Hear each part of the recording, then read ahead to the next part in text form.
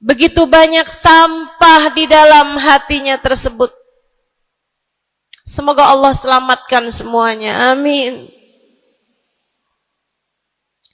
Maka hal pertama, kalau kamu kepengen punya hati yang selamat, yang nomor satu adalah bersihkan hatimu dari semua sampahnya, keluarin. Apa sampahnya hati? Dosa-dosa yang telah kamu lakukan. Idza aznabal abd nakat fi qalbihi nuqtah sauda. Kata baginda kita Nabi besar Muhammad, idza aznabal abd, ketika seorang hamba mengerjakan dosa, tertorehlah di dalam hatinya satu titik hitam. Sampahnya hati. Kamu tiap kali bikin dosa, dosa apa aja? Bukan hanya dosa besar, zina, bukan hanya dosa besar, minum minuman keras atau narkoba, bukan hanya dosa besar, judi atau riba, bukan hanya dosa-dosa besar. Kalau itu titik hitam yang sangat besar, tertoreh di dalam hatimu itu. Bahkan dosa-dosa kecil, sekedar marah-marah sama suami, atau ngambil uang suami. Gimana? Pernah? Rezeki istri solehah ustazah. Lagi mau nyuci, kelihatan, alhamdulillah. Emang haram ya ustazah? Ya haram, bukan punya kamu. Kan katanya ada hak istri dalam harta suami. Iya betul kalau dia kasih.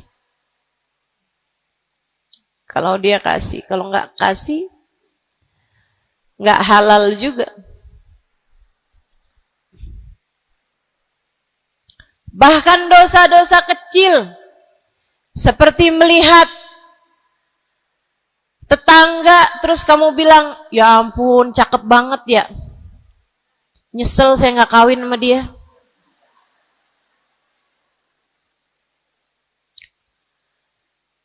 Dosa. Seperti memandang seseorang dengan pandangan menghina. Seperti membicarakan aib orang lain. Setiap kali kamu berbuat dosa, apapun bentuk dosanya, satu titik hitam tertoreh di dalam hatimu itu. Ini istighfar wa tab. Musih. Kalau dia beristighfar, kalau dia bertaubat, dihapuslah titik hitam tersebut. Wa illa, kalau enggak, ya tetap aja ada. Kamu bikin dosa lagi, bikin dosa lagi, bikin dosa lagi, bikin dosa lagi. Enggak pernah istighfar, enggak pernah memperbaiki diri. Aurat tidak kamu tutup dengan baik. Sehingga akhirnya setiap kali kamu keluar dilihat oleh laki-laki yang bukan mahrammu. Satu titik hitam, satu titik hitam, satu titik hitam.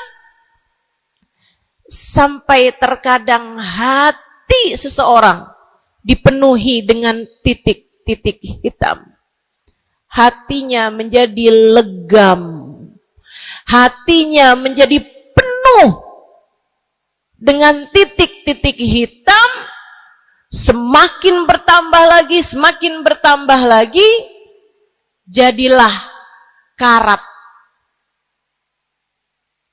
Jadilah karat. Kalau udah jadi karat, na'udzubillah. Ini yang Allah sebutkan di dalam Al-Quran. Kata Allah, kalla, a'udzubillahi minasyaitonirrajim, kalla, balrana ala qulubihim bima kanu yaksibun, kalla innahum an rabbihim yawma idin lamahjubun. Kalla, kata Allah, balran, ada ran, ada karat di dalam hati mereka, tersebab dosa yang menumpuk tanpa pernah dimohonkan ampunan. Kalla innahum an rabbihim yawma idzin lamahjubun. Orang kalau hidup bawa karat hasilnya apa? Orang kalau hidup bawa karatnya hati hasilnya apa ya Allah? Kalla innahum an rabbihim yawma idzin lamahjubun. Orang yang hatinya punya karat pada hari tersebut ia akan terhalang dari Allah Tuhannya. Guru saya Sayyidil Habib Umar bin Hafid menyampaikan tafsir mengenai ayat ini. Kata Habib Umar bin Hafid, tidak mati dengan membawa iman. Orang yang hatinya penuh dengan karat, apabila datang ajal menjemput, iman tercerabut dari dalam hatinya, hingga ia pun mati, keluar dari atas muka bumi ini dengan tanpa membawa iman Islam. Dia keluar dari atas muka bumi ini bukan sebagai hamba Allah, bukan sebagai umat Nabi besar Muhammad sallallahu alaihi wa ala alihi wasallam. Dia meninggal dunia dalam keadaan su'ul khatimah. Na'udzubillah min dzalik. Jangan biarkan karat memenuhi hatimu.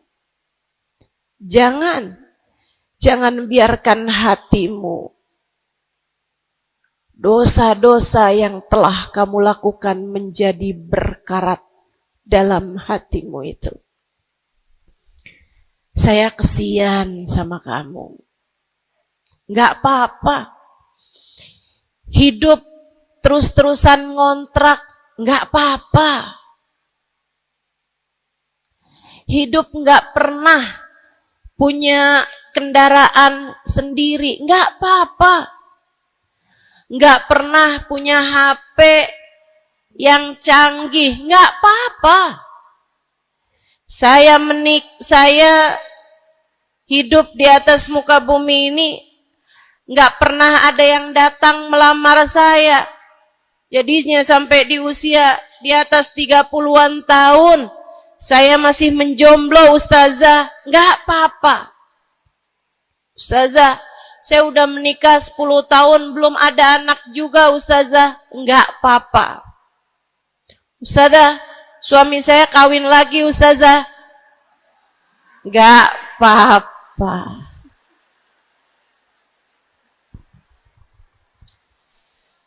Hidup di dunia ini, apapun yang terjadi, semuanya hanyalah sementara.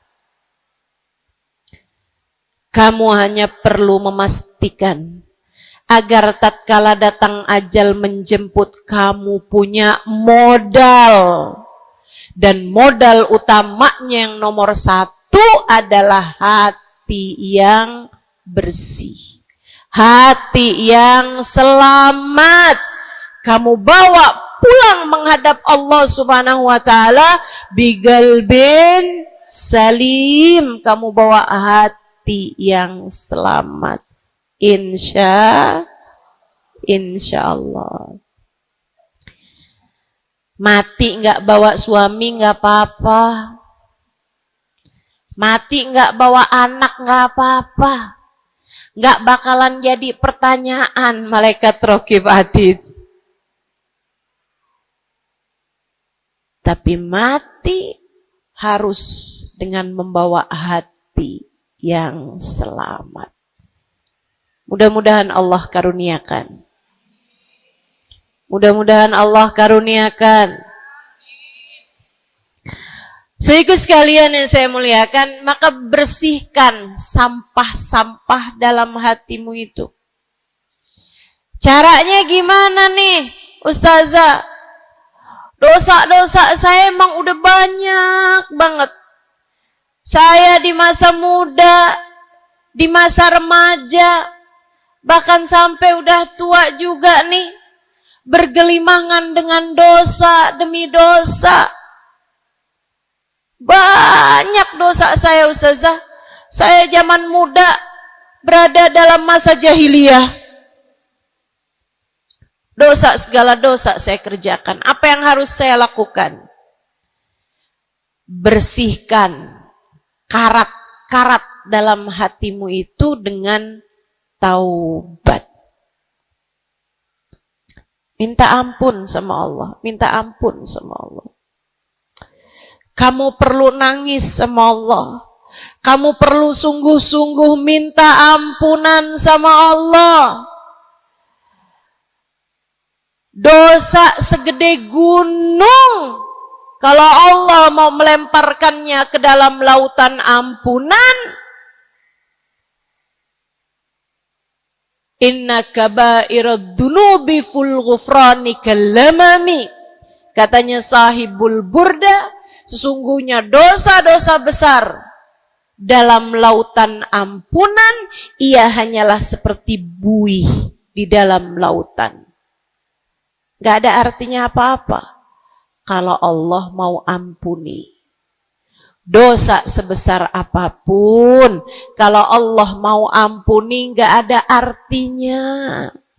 Tapi dosa sekecil apapun, kalau Allah mau perhitungkan, kamu gak akan selamat. Saya sampaikan padamu atas nama cinta. Dosa sekecil apapun yang kamu lakukan, jika ia tidak berjumpa dengan ampunan Allah, kamu bisa tidak selamat. Iblis nyembah Allah 70.000 tahun lamanya. Sujud di atas bumi, dia sujud, bumi dihancurkan, Allah naikin dia ke langit. Di atas langit dia sujud, ganti-ganti posisi sujudnya. Karenanya Imam Ghazali dalam kitabnya Minhajil Abidin mengatakan, ma min buk'ah minal ard was sama, tidak ada satu jengkal tanah, baik di bumi ataupun di langit, illa waqad sajad iblis fihi sajdah. Iblis udah pernah sujud di sana, di semua tempat di bumi maupun di langit. Paling banyak ibadahnya ternyata bukan seorang wali. Paling banyak ibadahnya ternyata bukan seorang nabi. Kalau hitung-hitungan panjang-panjangan ibadah, ibadahnya iblis lebih panjang daripada siapapun dari makhluknya Allah Subhanahu wa ta'ala yang pernah tinggal di bumi ini. Akan tetapi dia nggak nurut. Iblis ibadah 70.000 tahun, nggak nurut sekali doang, sekali aja. Wa idh qulna lil malaikati isjudu li Adam fasajadu illa iblis. Ketika kami memerintahkan seluruh makhluk yang ada di langit, seluruh malaikat kami perintahkan, wahai malaikat-malaikatku, sujudlah kalian kepada Adam. Fasajadu, mereka semuanya sujud, illa iblis, kecuali iblis doang, tantang petenteng gak mau sujud. Allah tanya, ma manaka antas judali Adam id amartuk? Iblis, apa yang bikin kamu gak mau sujud kepada Adam, padahal aku yang telah memerintahkanmu? Bukankah kamu selama ini sujud di bumi, di langit untuk menyembahku? Sekarang aku perintahkan padamu untuk sujud, kenapa kamu gak mau sujud padanya? Iblis gak bilang, ya Allah, kan perintahnya tadi malaikat, saya kan bukan malaikat ya Allah. Gak gitu. Gak gitu. Saudariku sekalian yang saya muliakan, bahkan iblis gak bilang, males ya Allah saya sujud, lagi bisulan, misal. Enggak gitu juga. Makanya orang yang meninggalkan taat karena malas, karena bodoh misalnya, itu lebih dimaklumi teman-teman daripada yang kayak iblis ini nih. Ketika ditanya apa yang membuatmu gak mau sujud, wahai iblis, kepada Adam, iblis dengan pongahnya, dengan sombongnya mengatakan, ana khairun minhu, saya lebih baik daripada Adam. Khalaqtani min nar wa khalaqtahu min tin. Saya berasal dari api, sementara Adam berasal dari tanah. Tanah diinjak-injak ya Allah, sementara api begitu hebatnya. Fahbit minha fa innaka rajim. Kata Allah, kita yang taat sama dosa sama-sama baik.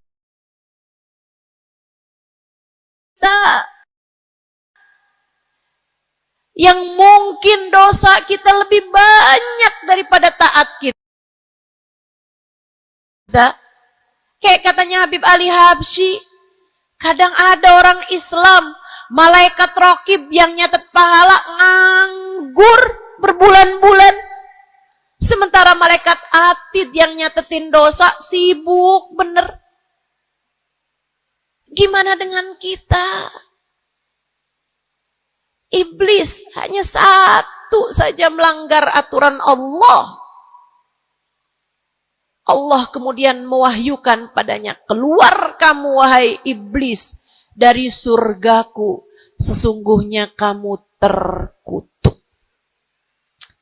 Kamu, kalau Allah mau memperhitungkan satu saja dosa kamu, kamu nggak akan selamat. Saya sampaikan padamu, iya kamu, semua yang dengerin saya.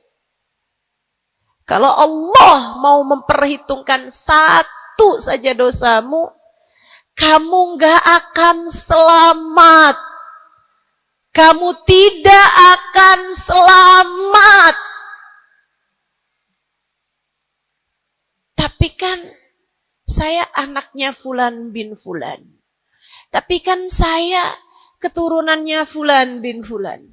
Tapi kan saya istrinya Fulan bin Fulan. Bu, Kak, Dek, Nak, nggak selamat siapapun kamu. Anaknya Nabi Nuh, nabinya Allah tenggelam.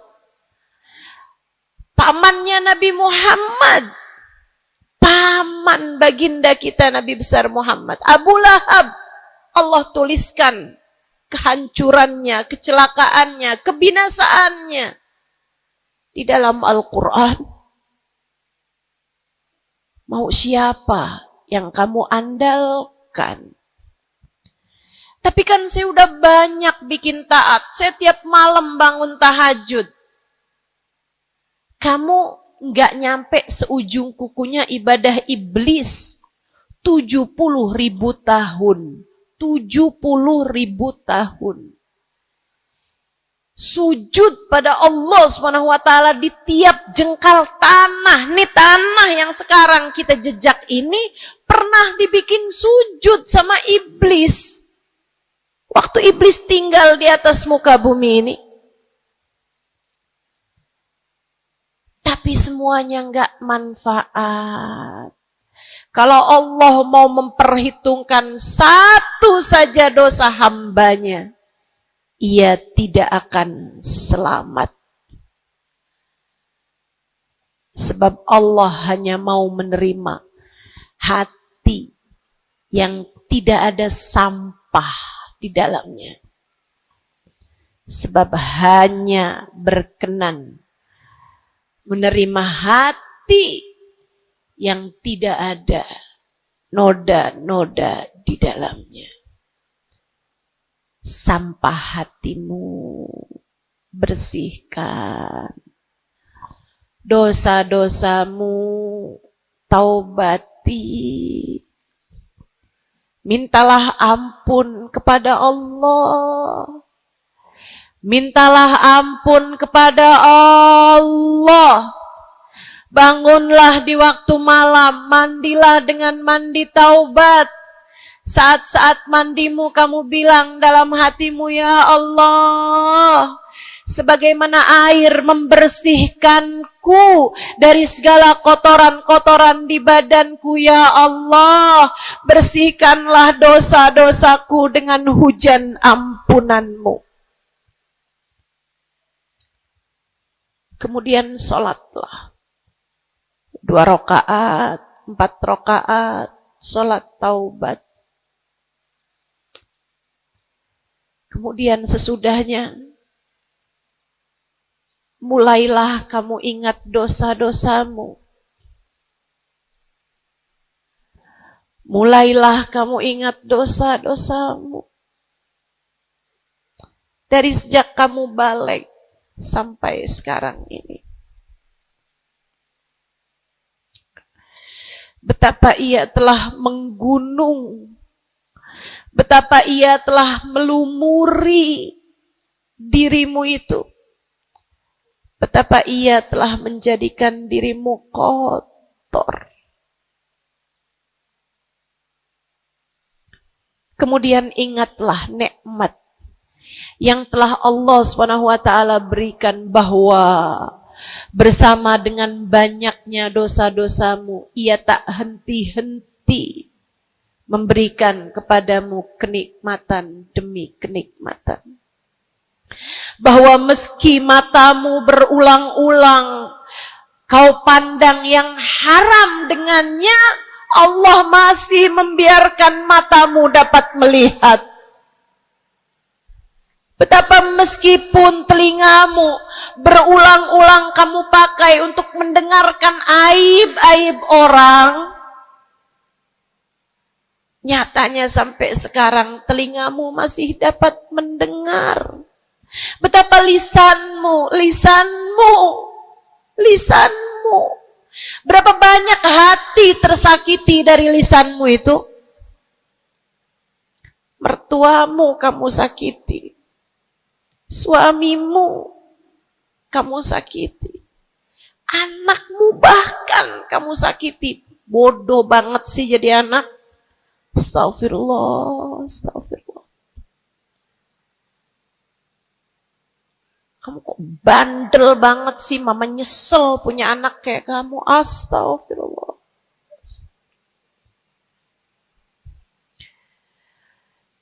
Betapa lisanmu menyakiti hati tetanggamu, saudara-saudarimu, sahabat-sahabatmu, orang-orang di sekelilingmu merasakan gangguan dari lisanmu itu, tersakiti dari lisanmu itu. Tapi meskipun entah sudah berapa banyak dosa tercatat dari lisanmu, Allah masih tetap membiarkan lisanmu dapat berbicara sampai saat ini. Nikmat tak henti-henti Allah berikan kepadamu, bukan? Betapa durhakanya diri kita. Namun betapa penuh rahmatnya Allah kepada kita. Betapa berlumurannya kita dengan dosa-dosa. Namun betapa Allah bersama dengan segala dosa-dosa yang kita lakukan, tak henti-hentinya membanjiri kita dengan kenikmatan. Wa in ta'uddu ni'matallahi la tuhsuha. Kalau kamu mau hitung nikmatnya Allah, kamu tak akan pernah mampu menghitungnya. Sesudah kamu ingat-ingat dosamu, kamu ingat nikmat Allah kepadamu, kamu ucapkan seperti ucapan baginda Nabi Muhammad.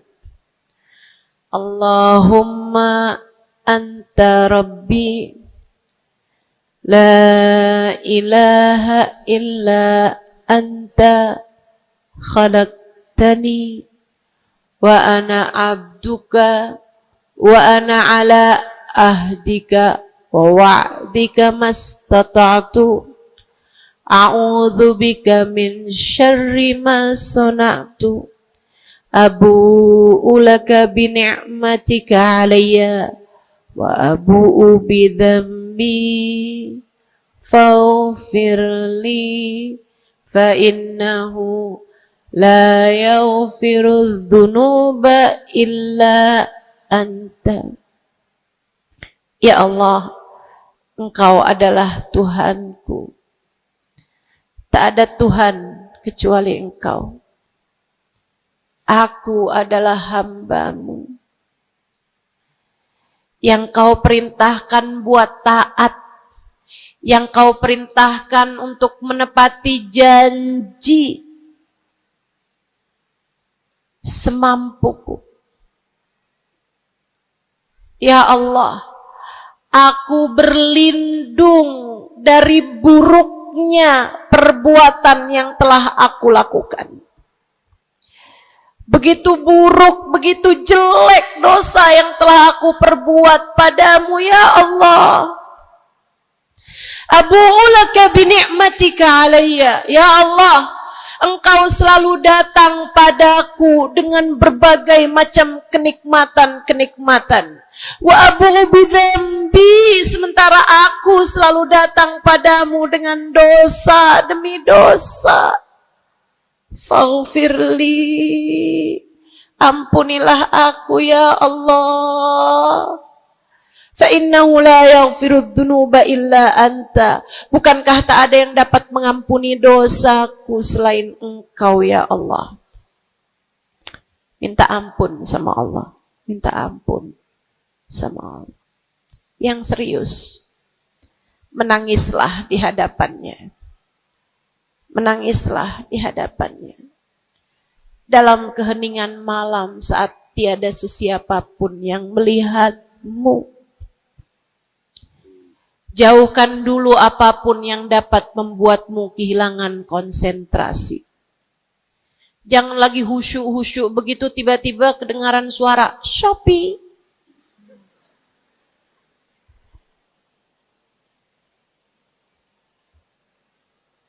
Kamu langsung jadi hilang konsentrasi. Yang mana nih ya?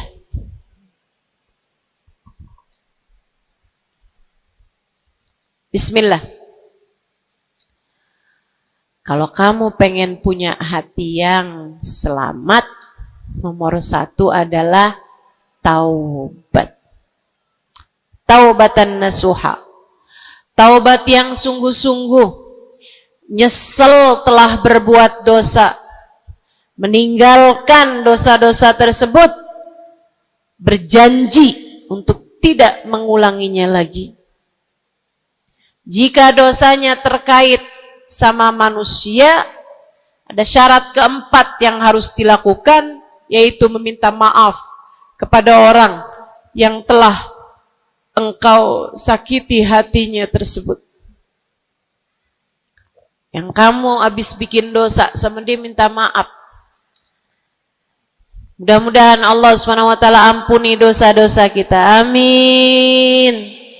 Semoga Allah ampuni dosa-dosa kita. Amin.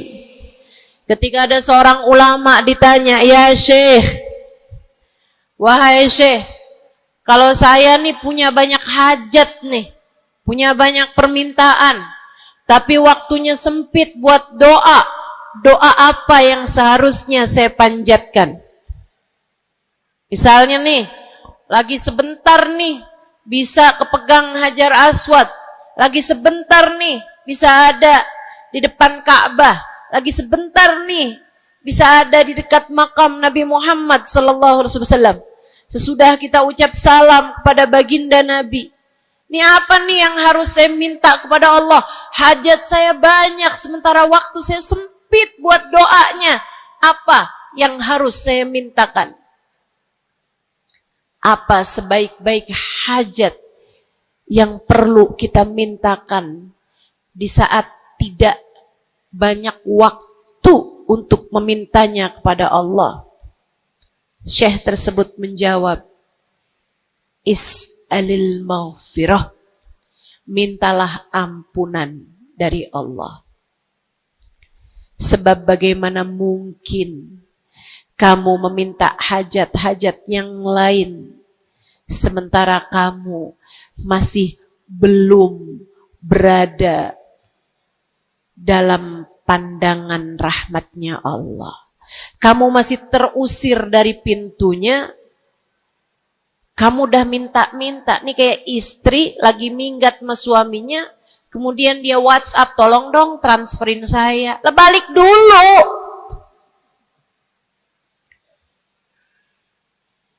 Baru minta. Tiap kita ngerjain dosa adalah tiap langkahan kita menjauh dari Allah Subhanahu wa ta'ala. Tiap kali kamu mengerjakan dosa adalah langkahan-langkahanmu menjauh dari Allah Subhanahu wa ta'ala. Karenanya mendekat dulu, masuk dulu, Allah bukain pintu dulu, baru deh silahkan minta yang lainnya. Kalau sempit waktumu, mintalah ampunan dari Allah Subhanahu wa ta'ala. Ini kan kerjaan kita nih suka salah-salah kalau doa. Giliran lagi ada hujan nih, wah doa mustajab, langsung. Ya Allah jodoh ya Allah. Yang cakep, yang ganteng, yang kaya, yang setia, yang soleh. Banyak bener. Padahal kalau ngelihat dirinya kagak ada pantes-pantesnya. Kalau kamu pengen jodoh yang soleh, solehahkan dulu dirimu itu.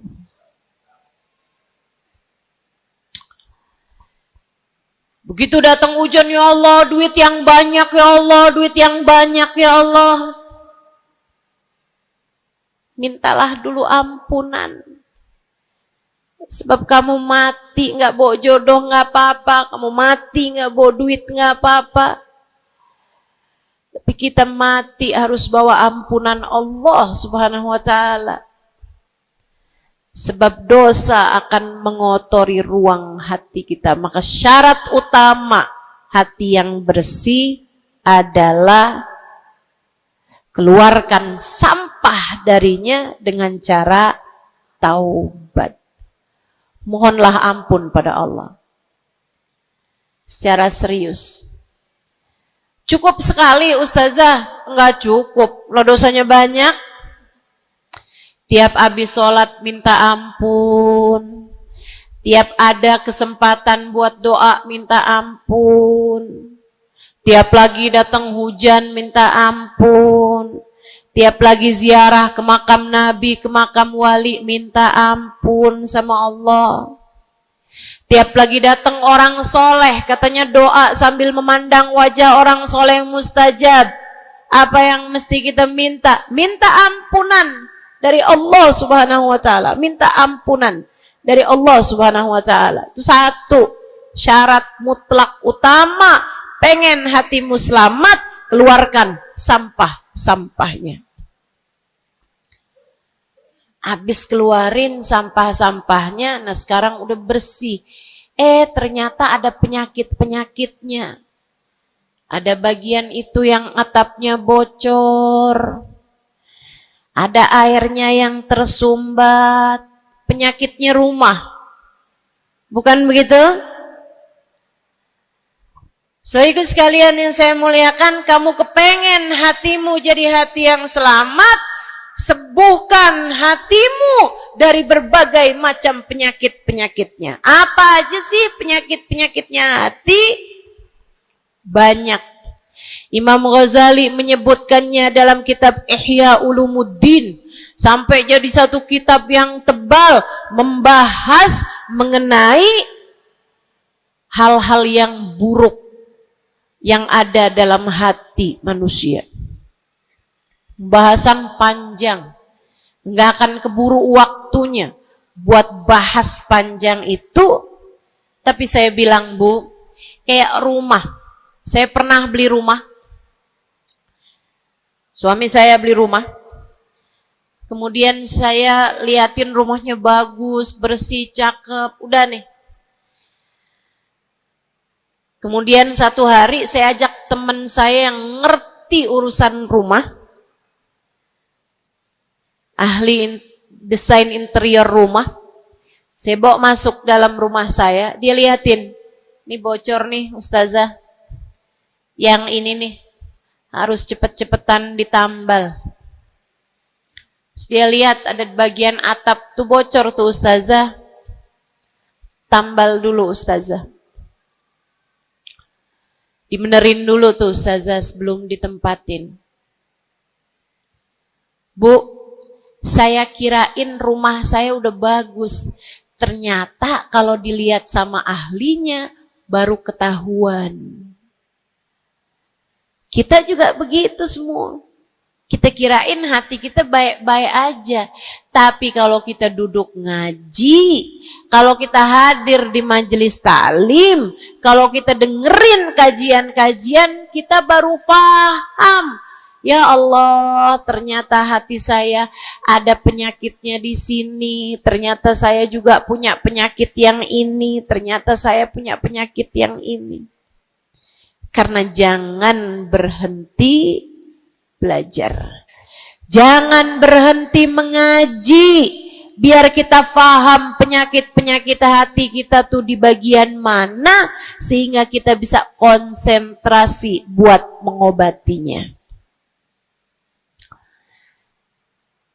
Ada tuh bagian atap yang dibilangin sama temen saya nggak terlalu peduli. Saya liatin kecil aja kok. Sampai satu hari, untung aja saya nggak ada di bawah situ. Jebol atap rumah saya. Banjir rumah saya. Gara-gara atap yang berpenyakit yang tidak diberesin. Begitu pula dengan hati kita. Cari tahu apa penyakitnya. Cari tahu apa obatnya. Dengan kamu duduk mengaji. Ini bukan urusan sejam, 2 jam dipelajari. Kemudian semuanya benar. Ini adalah PR seumur hidup kita. Buat sehatin hati kita. Buat bagusin hati kita. Buat bersihin hati kita. Penyakit hati paling berbahaya namanya kesombongan. Dan Bu, Kak, Dek, Nak, siapa di antara kita yang selamat darinya? Apa itu sombong wahai Rasulullah? Kata seorang sahabat. Sebab saya senang pakai baju bagus. Saya Rasulullah senang makan enak, senang pakai baju bagus. Saya sombong kalau gitu wahai Rasul. Enggak, bukan itu yang namanya sombong. Kamu punya baju bagus, pakai. Jangan punya baju bagus. Saya kalau pakai ini kelihatannya sombong. Ya udah saya pakai yang rombeng-rombeng aja. Punya baju bagus tapi daster udah robek, itu aja yang dipakai. Tanya sama suaminya, kok kamu pakai baju yang ini sih, ini kan robek nih. Enak, adem. Adem yang lihat, adem yang make, gerah yang lihat. Bukan itu yang namanya kesombongan. Saya punya uang, saya bisa beli mobil yang bagus, tapi saya nggak mau beli, saya takut sombong. Bukan itu yang namanya kesombongan. Saya punya uang, bisa bangun rumah buat tamu-tamu. Ulama-ulama kalau datang bisa tinggal di rumah saya. Tapi saya nggak mau kayak gitu, ntar saya sombong. Bukan itu yang namanya kesombongan. Sombong, kata Nabi Muhammad, batarul haq wa ghamtun nas. Sombong adalah menolak kebenaran dan menghina orang lain, merasa diri lebih baik daripada orang lain. Itu yang namanya sombong. Merasa diri lebih baik dari orang lain. Merasa diri lebih baik dari orang lain. Sering banget ini kan kita kan. Betul? Dulu-dulu belum pakai jilbab.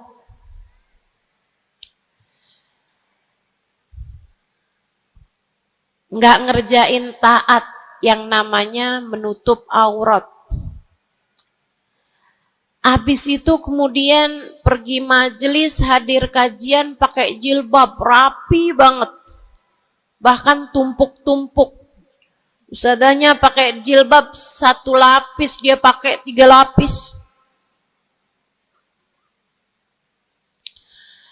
Tapi dia ngelihat orang-orang yang belum pakai jilbab, ya ampun, belum dapat hidayah, sian. Saya rasanya kepengen buat bisikin sama dia, Mbak, Israel udah deket. Boleh nggak sih Ustazah, saya bisikin di telinganya, malaikat penjaga neraka kirim salam. Astaghfirullah. Dulu kamu berbuat dosa dengan membuka auratmu, kini kamu berbuat dosa dengan dosa kesombongan. Itu namanya bukan taubat. Itu namanya bukan hijrah. Itu namanya pindah dosa. Dari satu dosa membuka aurat menjadi dosa kesombongan. Dan bisa jadi di hadapan Allah dosa kesombongan lebih besar nilainya daripada dosa membuka aurat. Bisa jadi. Bisa jadi. Para ulama mengatakan, rubba maksiatin awrathat dhullah ahabbu ilallah min ta'atin awrathat kibra. Terkadang kemaksiatan yang melahirkan rasa rendah diri di hadapan Allah lebih Allah sukai daripada ketaatan yang melahirkan kesombongan. Hati-hati. Hati-hati sama hati. Jangan biarkan kesombongan merusak hidupmu. Jangan. Ada banyak para istri yang merasa dirinya lebih mulia daripada suaminya. Banyak. Hati-hati, hati-hati. Saya belajar dari umi saya. Meninggal dunia 2 tahun yang lalu. Belum sampai hampir 2 tahun. Saudariku sekalian yang saya muliakan, saya sering bilang sama umi saya, Mi, maafin saya ya Mi ya.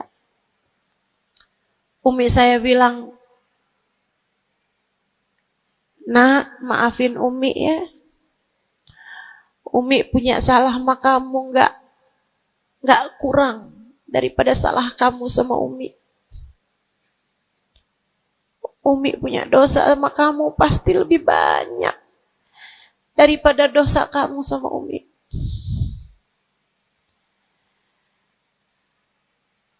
Itu rasa yang jarang dimiliki para ibu. Seringnya ibu tuh merasa selalu lebih baik daripada anaknya. Seringnya ibu tuh merasa dia nggak punya salah, dia nggak punya dosa. Yang punya dosa banyak tuh anaknya kepada dirinya, bukan begitu? Ayo minta maaf dulu sama ibu. Ayo minta maaf dulu. Kan seringnya bilang gitu sama anak-anak kita. Kamu tuh nak, ibu ini adalah ibumu, surgamu berada di bawah telapak kakiku. Waduh. Betul, al-jannah tahta aqdamil ummahat. Tapi ucapan kamu yang semacam itu kesombongan. Yakin bakal masuk surga? Yakin? Yakin bakal masuk surga, Bu? Para ibu yang suka bilang surgamu anakku berada di bawah telapak kaki ibumu, yakin kamu bakal masuk surga? Hah?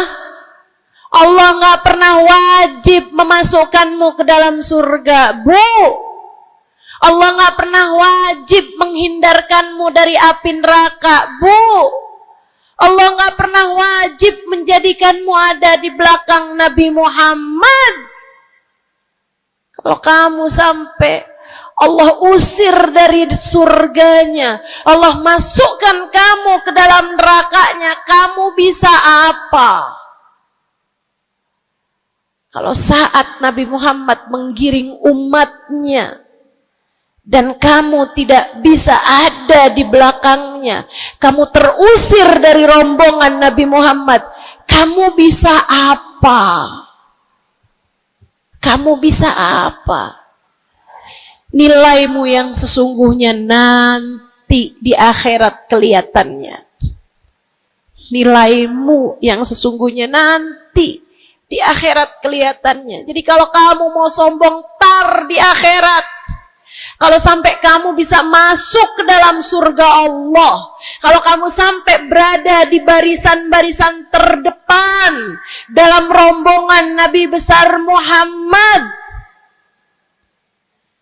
kalau kamu bisa makan dari buah-buahan surga, kalau kamu ada saat kamu mengucap salam kepada baginda Nabi Muhammad, matamu bisa memandang indah wajahnya, telingamu bisa mendengar indah suaranya, lisanmu bisa mengucapkan salam langsung di hadapannya, silahkan membusungkan dada pada saat itu.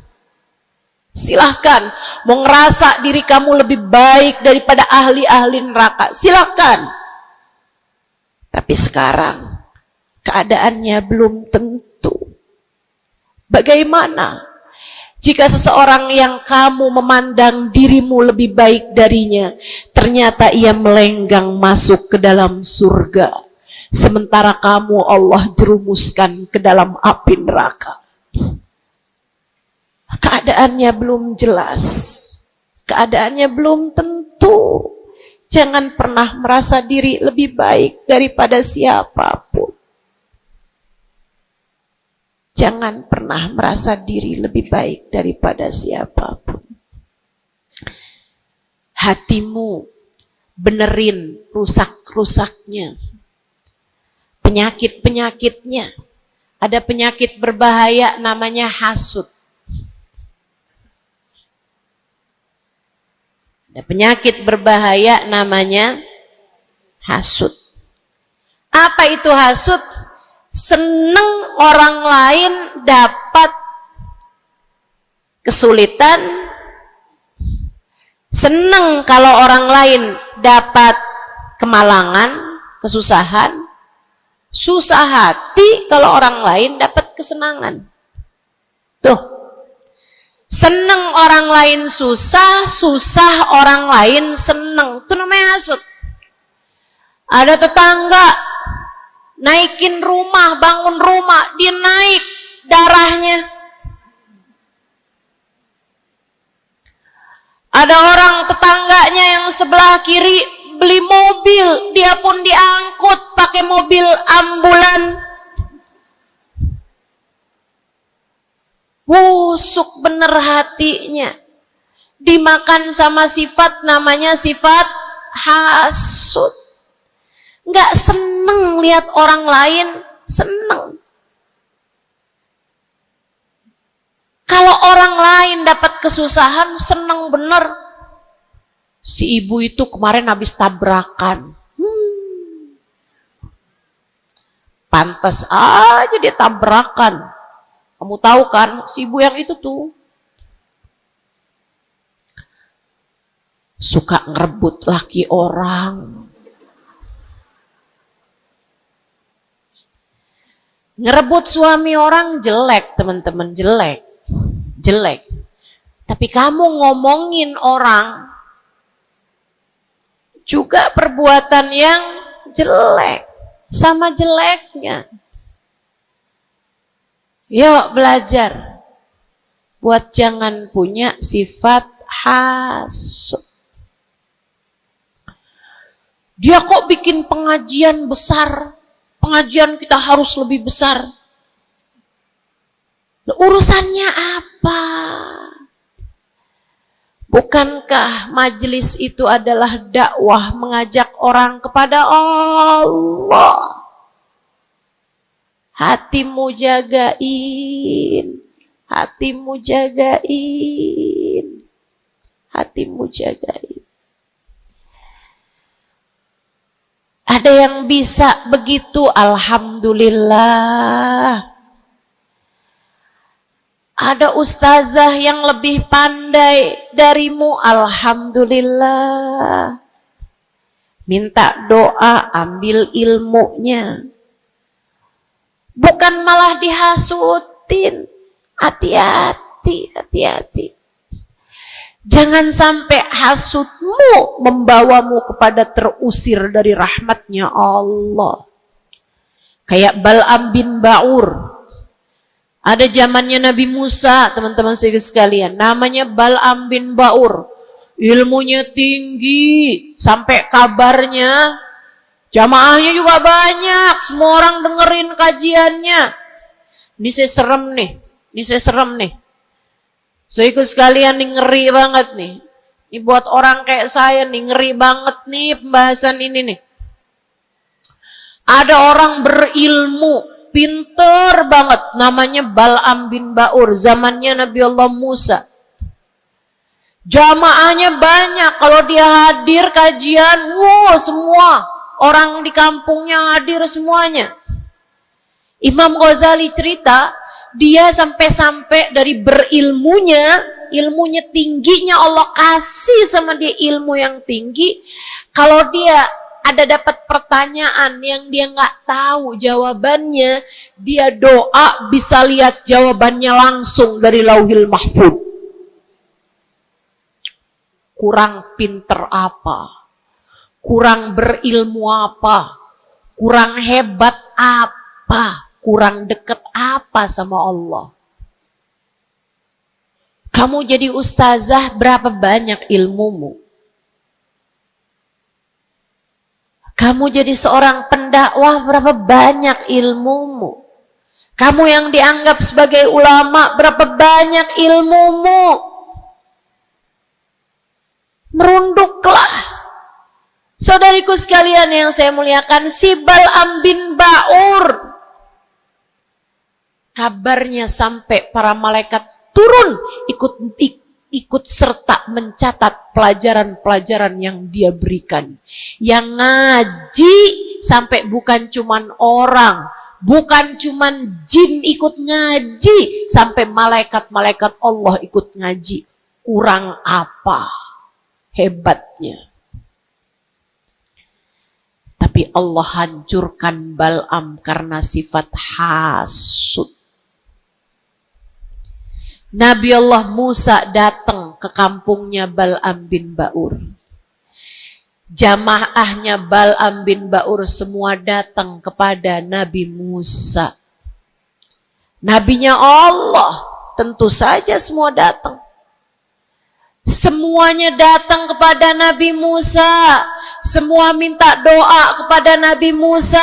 Semua berharap berkah dari Nabi Musa sebagai seorang nabinya Allah Subhanahu wa ta'ala, Jalla Jalaluhu wa ta'ala azamatuh. Yang biasa hadir di majelisnya Bal'am kepengen istiqomah, kepengen rutinannya nggak terganggu, jadi dia tetap bikin rutinan walaupun ada Nabi Allah Musa alaihissalam. Jamaahnya dikit yang hadir. Mulai nih orang-orang yang berpenyakit datanglah kepada Bal'am bin Ba'ur. Rupanya Bal'am bin seorang nabinya Allah. Dia nggak lihat Nabi Musa sebagai seorang yang diberi kelebihan lebih banyak daripada dirinya karena diwahyukan wahyu kepadanya. Bal'am bin Ba'ur termakan sifat hasud. Ia pun berdoa meminta kepada Allah, ya Allah hancurkanlah Musa. Ya Allah hancurkanlah Musa. Hancurkanlah Musa ya Allah. Saudaraku sekalian yang saya muliakan, Allah angkat semua kelebihannya Bal'am bin Ba'ur.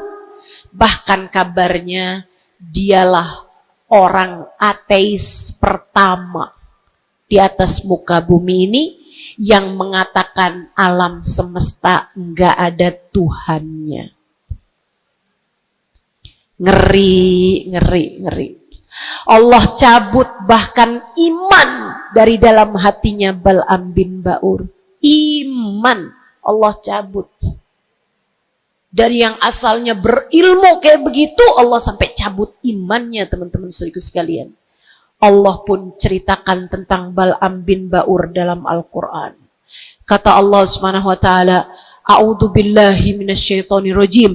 Famathaluhu kamathalil kalbi in tahmil alaihi yalhath au tatrukhu yalhath." Perumpamaannya Bal'am bin Ba'ur seperti anjing. Kalau kamu angkat, dia menjulur-julurkan lidahnya. Kalau kamu tinggalkan, dia pun juga tetap menjulur-julurkan lidahnya.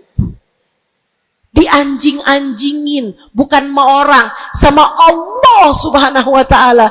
Lihat betapa Allah Subhanahu wa ta'ala kalau murka sama seseorang nggak tanggung-tanggung. Siapapun kamu, kalau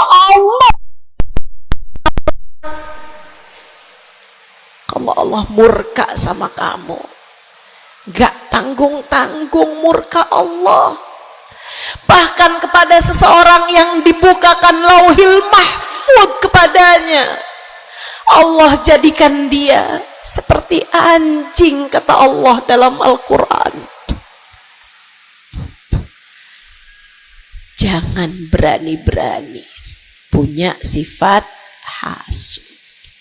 Ingat, kalau ada orang diberi kelebihan lebih daripada kamu, ingat, yang ngasih kelebihan itu satu, namanya. Kalau ada seseorang tertimpa kemalangan, jangan sok-sokan merasa diri lebih baik daripada orang tersebut. Ingat, yang ngasih kemalangan kepadanya hanya satu, namanya Allah. Hati-hati sama sifat namanya sifat hasud. Satu, bersihkan hatimu dari sampahnya yaitu dosa dengan cara taubat dan mohon ampun terus-terusan.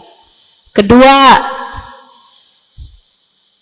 benerin rusak-rusaknya hatimu, penyakit-penyakitnya hatimu, yang terutamanya adalah sifat sombong dan sifat hasud.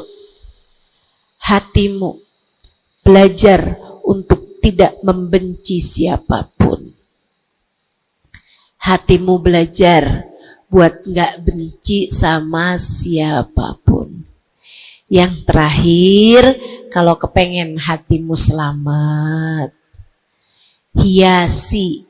Kalau rumah nih, udah sampahnya udah bersih, rusak-rusaknya udah dibenerin, udah direnovasi, sekarang tinggal yang terakhir. Apa itu? Hias-hiasi rumahmu.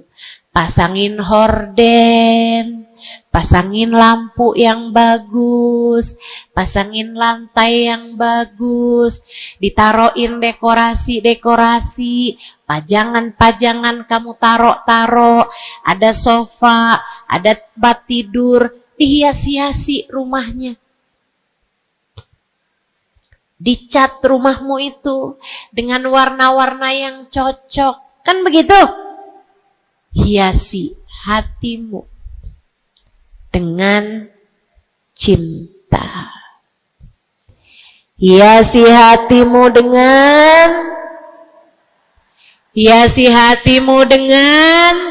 cinta. Hatimu ada cinta kepada yang semestinya dicinta. Siapa? Nomor satu Allah, nomor dua, nomor tiga, cintai apapun dan siapapun kepada cintanya Allah dan Rasulnya. Cintai ulama karena mereka adalah pewaris para nabi. Cintai habaib dan syaraif karena mereka adalah orang-orang yang punya nasab sambung sama baginda Nabi besar Muhammad sallallahu alaihi wasallam. Cintai keluarga Nabi Muhammad, cintai para istri-istri Nabi Muhammad, cintai para sahabat-sahabat Nabi Muhammad, terutamanya al-khulafaur rasyidin, sadatina Abi Bakar wa Umar wa Uthman wa Ali. Cintai para sahabat Nabi Muhammad, cintai para ulama-ulama kita di sepanjang zaman, cintai Imam Syafi'i, Imam Maliki, Imam Hambali, Imam Hanafi. Cintai para ulama-ulama kita dari atas sampai kepada ulama-ulama kita yang sekarang ada. Cintai siapapun yang bawa Nabi Muhammad, bawa Allah, yang bikin kamu jadi kenal Allah, kenal Nabi Muhammad. Cintai. Pada cinta mereka terdapat cintanya Allah. Cintai anak-anak yatim sebab mereka dicintai sama Nabi Muhammad. Cintai orang-orang fakir karena mereka dicintai sama Nabi Muhammad. Cintai suamimu sebab kalau kamu cintai suamimu ya, bukan suami orang. Punya suami nggak dicintai, suami orang dia cintai. Astaghfirullah. Cintai suamimu, Bu, sebab dalam cintamu kepadanya mendekatkanmu kepada cintanya Nabi Muhammad, mendekatkanmu kepada cintanya Allah. Kamu sayangi, kamu hormati, kamu muliakan suamimu, Allah ridho kepadamu, Nabi Muhammad sayang kepadamu. Cintai orang tuamu sebab Allah memesankan kepada kita untuk cinta kepada orang tua kita. Cintai anak-anakmu sebab mereka umatnya Nabi Muhammad. Mereka umatnya Nabi Muhammad. Nabi Muhammad sangat sayang sama umatnya yang masih kecil-kecil. Nabi Muhammad sangat sayang sama umatnya yang masih belia, masih remaja. Mereka disayangi sama Nabi Muhammad, maka kamu pun harus sayang sama mereka. Yang tua-tua di antaramu sayangin, yang muda-muda di antaramu sayangi. Kata Nabi Muhammad, laisa minna man lam yuqir kabirona wa lam yarham saghirona. Tidak termasuk di antara umat Islam yang enggak hormat sama yang tua, yang enggak sayang sama yang muda. Cintai semuanya. Terakhir, cintai dirimu sebab kamu umat Nabi Muhammad. Cintai dirimu sebab kamu hambanya Allah. Jangan merasa diri nggak berharga. Dirimu berharga. Dirimu layak masuk surga kalau kamu taat sama Allah. Jangan menganggap diri nggak ada artinya. Jangan. Kamu berarti sebab ada kalimat paling tinggi di dalam hatimu. Bunyinya kalimat La ilaha illallah Muhammad Rasulullah. Kamu berharga, saudariku sekalian. Kamu berharga. Jangan mau menghinakan dirimu dengan kemaksiatan. Jangan mau menghinakan dirimu dengan merebut suami orang. Jangan mau menghinakan dirimu dengan berharap uang, kemudian kamu meminta-minta kepada orang, kamu mengemis-ngemis kepada orang. Kamu umat Nabi Muhammad, kamu hamba Allah Subhanahu wa ta'ala. Kalimat indah ada di dalam hatimu. Jangan hinakan dirimu itu. Mari terhormat, jalanin sholat, jangan pernah tinggal. Mari terhormat, tutup auratmu, jangan dibuka-buka. Mari terhormat, cintai dirimu, bangun di waktu malam, sholat malam, angkat tangan, minta kepada Allah. Mari terhormat, baca sholawat sebelum tidur. Wahai Rasulullah, saya adalah umatmu, berharap akan dapat masuk surga di belakangmu ya Rasulullah.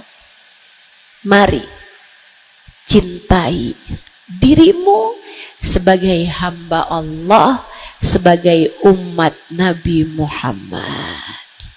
Insya Allah. 3 hal itu jika kamu lakukan, bersihkan hati dari dosa-dosa, sembuhkan penyakitnya hati yang ada dalam dirimu, kemudian yang terakhirnya, hiasi hatimu dengan cinta dan kasih sayang kepada siapapun yang ada di atas muka bumi ini. Sayangi aja semuanya, cintai aja semuanya, sebab dalam cinta kepada semuanya terdapat cintanya Allah dan Rasulnya. Saya sakit, tapi saya tetap datang ke Pontianak karena saya sayang, karena saya cinta sama orang-orang Pontianak. Bukan karena Pontianaknya, tapi karena yang berkumpul di sini adalah umatnya Nabi Muhammad. Saya berharap dengan saya datang padamu, umatnya Nabi Muhammad, semoga Nabi kalian berkenan memandang saya dengan kasih sayangnya. Saya datang ke sini walaupun sakit, karena saya tahu kalian semua hambanya Allah.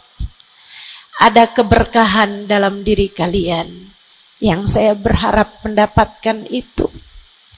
Saya berharap dengan saya datang padamu, Allah Tuhanmu berkenan merahmati saya sebagai hambanya. Yuk, sayangi semuanya. Yuk, cintai semuanya. Rabbana zalamna anfusana wa illam taghfir lana wa tarhamna lanakunanna minal khasirin. Rabbana atina fid dunya hasanah fil akhirati hasanah wa qina adzabannar. Bifadli subhana rabbika rabbil izzati amma yasifun wassalamun alal mursalin walhamdulillahi rabbil alamin. Assalamualaikum warahmatullahi wabarakatuh.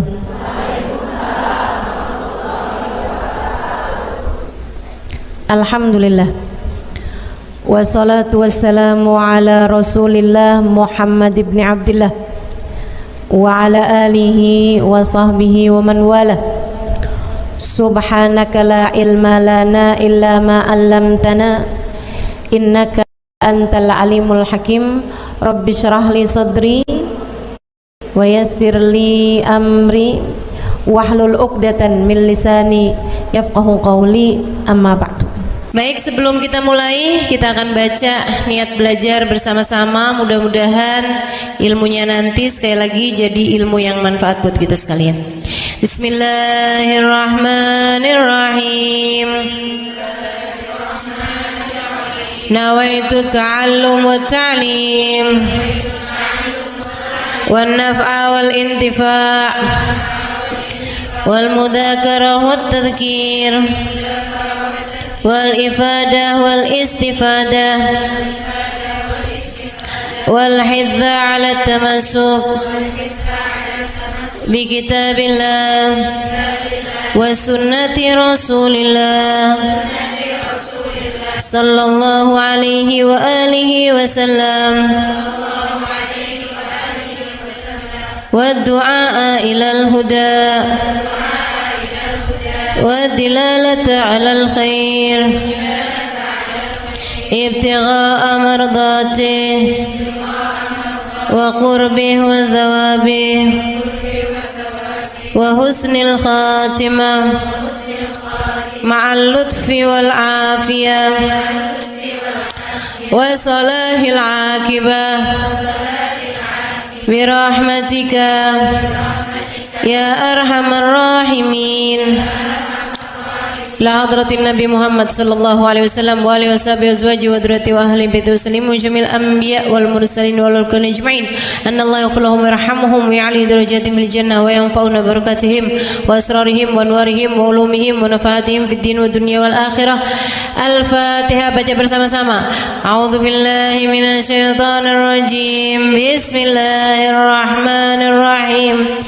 Alhamdulillahi rabbil alamin. Ar-Rahmanir Rahim. Maliki yaumiddin.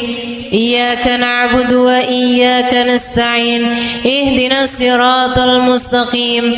Siratal ladzina an'amta 'alaihim ghairil maghdubi 'alaihim waladdallin. Amin. Taqabbalallah minna wa minkum, taqabbal ya karim. Warraghbah fid dunya, sementara rakus ambisi terhadap dunia, tukathirul ham, bikin banyak sumpah, wal hazan, dan bikin banyak kesedihan. Bikin sedih badan kita, bikin sedih hati kita, bikin sumpek dan bikin akhirnya jadi berpenyakit ya badan kita ini. Ar-raghbah fid dunya. Wal batalah, sementara batalah, kalau di situ diartikan apa batalah? Nganggur ya, benar. Cuman bahasa yang enak apa ya? Tugasil galba, lalai dari Allah, maksudnya ya nggak kepengen dunia juga, nggak kepengen akhirat juga gitu, kayak gabut. Anak zaman sekarang bahasanya gabut ya. Gabut itu apa sih sebenarnya? Nggak ada kerjaan gitu kan? Itu kayak ada singkatan nggak butuh gitu kali ya, dari itu ya. Nggak ngapa-ngapain gitu, pengangguran aja gitu, nggak jelas. Wal batalah tuh terlena, nganggur gitu kan, tidur mulu gitu, luntang lantung. Ada orang luntang lantung gitu kan, dibilang luntang lantung, dibilang lantung luntang. Tugasil galba, bikin keras hati. Bikin keras hati. Nganggur tuh penyakit bahaya memang. Bahaya. Wa qala alaihi salatu wassalam, dan bersabda pula baginda Nabi besar Muhammad, Naja awwalu hadhil umma bizuhdi wal yaqin. Awal umat ini terselamatkan dengan zuhud, wal yakin, dan dengan keyakinan yang kuat.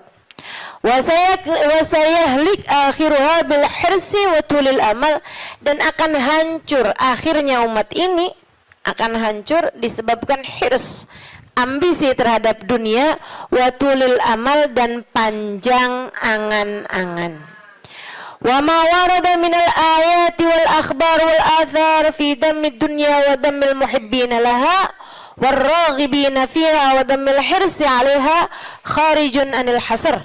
Dan apa yang warid, apa yang datang dari ayat, hadis, athar itu yang disampaikan oleh Nabi maupun para ulama, fi dammid dunya, dalam celaknya dunia, maksudnya mengenai betapa buruknya dunia, betapa buruknya orang-orang yang mencintai dunia, betapa buruknya orang yang ambisi terhadap dunia, dan milhiris 'alaiha, betapa buruknya orang yang rakus terhadap dunia, Banyak sekali kharijun anil hasr, enggak bisa kehitung. Ayat, hadis maupun ucapan para ulama mengenai betapa buruknya dunia, betapa buruknya para pecinta dunia dan lain sebagainya ini banyak banget hadisnya, keterangannya enggak kehitung. Watasani fil ulama, dan karangan-karangan para ulama rahmatullahi alaihim, semoga rahmat Allah senantiasa tercurah kepada mereka, minas salaf wal khalaf, baik dari ulama zaman dulu maupun ulama-ulama belakangan, masyhunah bidzalik, penuh sekali dengan hal-hal yang seperti itu.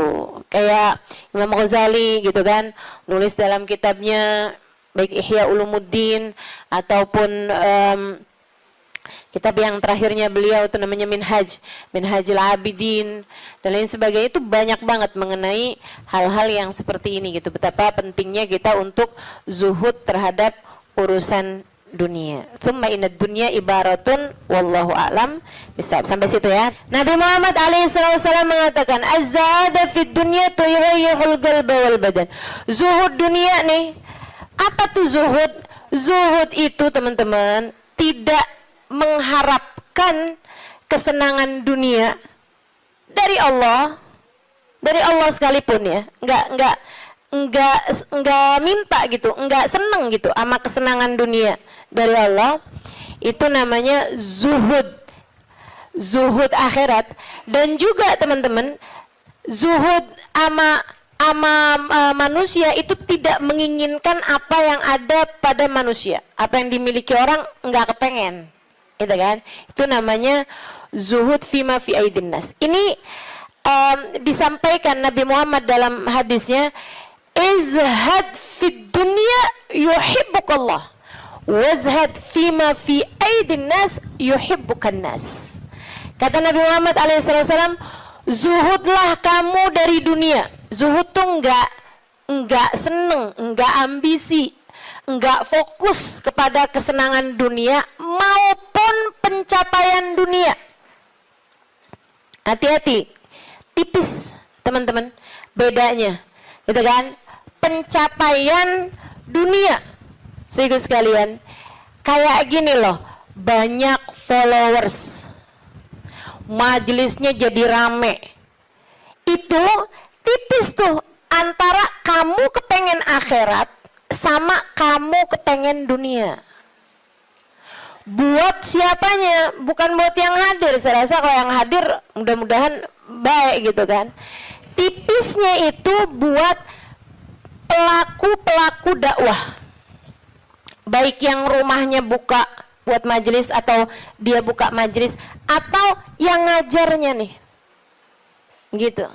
Karena kalau tujuannya senengnya itu adalah urusan-urusan dunia, tuh tipis banget setan nantinya tuh bisa masuk dari arah situ. Dari arah situ masuknya. Izhad fid dunia, kata Allah SWT. Makanya dari tipisnya nih yang saya sebut tadi itu ya, kayak keinginan kamu tuh dunia apa akhirat, keinginan kamu tuh pujian manusia atau pujian Allah. Itu sampai-sampai banyak dari para wali-walinya Allah Subhanahu wa taala meninggalkan kemasyhuran dunia karena khawatir sama hatinya. Banyak saudaraku sekalian. Sampai ada di antara para wali itu yang sampai berpura-pura nyuri, sampai dikejar orang gitu kan. Kenapa dikejar orang? Karena yang dia curi adalah bajunya seorang perempuan yang lagi mandi. Ada orang lagi mandi, wali loh yang ngerjain. Untung belum zaman viral internet ya. Ini kalau zaman viral internet kayak apaan tuh, orang ngejat dia tuh kan, udah nganggepnya udah hancur banget dah gitu. Tapi memang itu yang dicari sama beliau. Yang dicari sama beliau adalah menghindar dari kepopuleran, menghindar dari apa yang orang-orang cari dari kemuliaan dunia, karena khawatir hatinya terselip rasa keinginan untuk dianggap mulia di dunia menghancurkan kemuliaannya di akhirat. Serem bener buat orang-orang kayak saya yang sama Allah diambil, dikasih pegang mic di depan, ya kan? Teman-teman saya sekalian, nggak gampang. Makanya kalau ada yang bisa kamu lakukan untuk saya, doain, biar bisa ikhlas, doain, biar bisa benar gitu, jaga hati, doain, biar disayang Allah gitu. Kesian nih, begitu udah masuk nih setan, teman-teman saya sekalian, setan tuh ya datang ke pedagang beda, datang ke orang awam beda, datang ke ulama beda lagi. Waduh, yang datang ke ulama nih setannya juga ulama. Setannya juga kelas profesional, gitu kan? Jadi nggak ecek-ecek gitu loh. Setannya juga setan-setan berkelas, teman-teman saya sekalian. Nah itu kan yang belum tentu selamat gitu, belum tentu selamat. Masya Allah, Masya Allah. Ada tuh zamannya Imam, siapa ya? Ada Imam Ghazali cerita dalam Ihya-nya. Kita suka ketawa-ketawa tuh dengerin cerita Imam, maksudnya kalau baca ceritanya Imam Ghazali yang begitu-begituan. Kata Imam Ghazali dalam Ihya-nya tuh, ada orang atau di Minhaj ya, wallahu a'lam, pokoknya salah satu kitabnya Imam Ghazali lah. Imam Ghazali cerita, ada orang dia itu ulama, teman-teman. Cuman ulamanya itu masih suka yang ya gitulah, masih ada kesenangan dunianya, seneng sama popularitas, seneng sama dimuliain orang, seneng sama ini sama itu. Ada satu ulama khomul, ulama yang lain nih, ulama yang nggak seneng namanya terkenal, nggak seneng, dia nggak seneng sama urusan begituan, urusannya antara dia sama Allah, tapi ilmunya luar biasa. Ulama yang kedua nih, ini ulama yang pertama nih, saya nggak inget namanya gitu ya. Dua-duanya nih saya nggak inget namanya. Nah ulama yang pertama nih, dia lagi khutbah Jumat, teman-teman saya sekalian.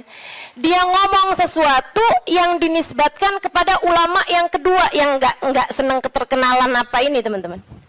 Dia ngomong bahwa saya pernah dengar kayak, kan ada orang-orang itu ya Allah, mudah-mudahan Allah bersihkan hati kita semuanya nih ya. Ada orang-orang yang kalau cerita sama orang lain, bahkan di mic sekalipun, senang menunjukkan kedekatannya sama ulama yang lain atau sama orang-orang yang berilmu, guru-guru apa segala macam gitu kan ya. Yang tujuannya adalah biar orang tahu nih, gua deket sama si ini, gua deket sama si itu. Paham maksud saya? Mudah-mudahan Allah selamatkan hati saya, mudah-mudahan Allah selamatkan hati kita semua. Sehingga sekalian, dia bilang tentang ulama B nih. Dia bilang, saya pernah dengar Syekh ini mengatakan gitu kan. Syekh itunya hadir di majelis tersebut, ya. Dan yang diomongin sama Syekh A ini tentang Syekh B, itu nggak pernah diomongin sama Syekh B-nya. Paham? Jadi ulama A ini bohong tentang ulama B. Bohongnya di khutbah Jumat, cuman untuk menunjukkan betapa dekatnya dia sama ulama B tersebut itu. Dia ngomong kayak begitu, sehingga sekalian, tahu apa yang dikerjain sama ulama B? Ulama B ini yang, kenapa nih anak? Beliau berdiri nyabut bulu ketiak di tengah orang banyak. Beliau berdiri nih, beliau berdiri kemudian nyabut bulu ketiak. Heh, Syekh, kurang ajar kamu. Ini waktunya khutbah. Saya nggak pasti itu khutbah Jumat atau khutbah yang lain nih ya. Ala kulli hal, Syekh, ngapain kamu di waktunya khutbah, kamu malah cabut bulu ketiak? Duduk Syekh, nggak punya adab. Kata Syekh B ini, kamu yang nggak punya adab nak. Kamu yang nggak punya adab Pak. Kenapa kamu mengingatkan saya untuk sesuatu hal yang sunnah? Nyabut bulu ketiak, kalau salah memang hari Jumat ya. Nyabut bulu ketiak hari Jumat hukumnya sunnah. Ala sunnah. Walimada astahi, dia bilang, kenapa saya mesti malu? Kamu gak punya malu apa depan orang-orang kamu nyabut bulu ketiak? Bulu ketiak itu kan buat laki-laki sama laki-laki nggak aurat. Sesama perempuan aja nggak aurat. Bulu ketiak ya, maaf ya. Teman-teman sekalian, Beliau bilang, walimada astahi, kenapa saya mesti malu? Ana ala haq wa anta alal batil. Saya mengerjakan barang hak, kamu mengerjakan barang batil. Dia bilang, saya mengerjakan barang hak, nyabut bulu ketiak sunnah hari Jumat. Dia bilang, kamu ala batil, karena kamu menceritakan tentang saya sesuatu yang tidak pernah saya katakan. Saya Syekh Fulan, sebutin nama dia namanya. Ya Allah, merah padam mukanya. Seram, teman-teman, seram. Ya gitulah. Kadang-kadang tuh sampai tipis banget keinginan dakwah atau keinginan pamer. Tipis. Setannya tuh ngebisikin sampai kayak suara semut. Katanya Nabi Muhammad alaihi salatu wassalam, "Ar-riya yadhubbu ala ummati kadhabibin naml." Riya itu bersuara di hati umat saya kayak suaranya semut. Nyaris enggak kedengeran. Enggak kedengeran suaranya.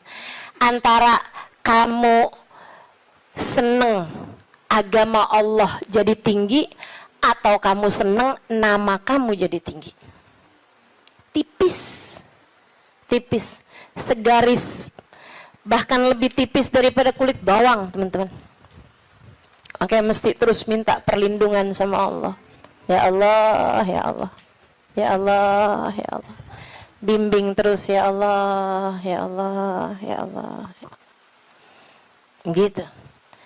Mudah-mudahan Allah karuniakan keikhlasan bagi kita sekalian insyaallah. Sebab yang namanya pencapaian akhirat, teman-teman. Dan pencapaian akhirat kita nggak pernah tahu. Pencapaian akhirat tuh kita nggak pernah tahu. Taunya kapan? Ntar di akhirat. Namanya juga pencapaian akhirat. Taunya entar di akhirat. Saat kamu berhasil menghadap Nabi Muhammad, saat namamu menjadi seseorang yang dikenal oleh Nabi Muhammad, kalau mau bangga tar di sana.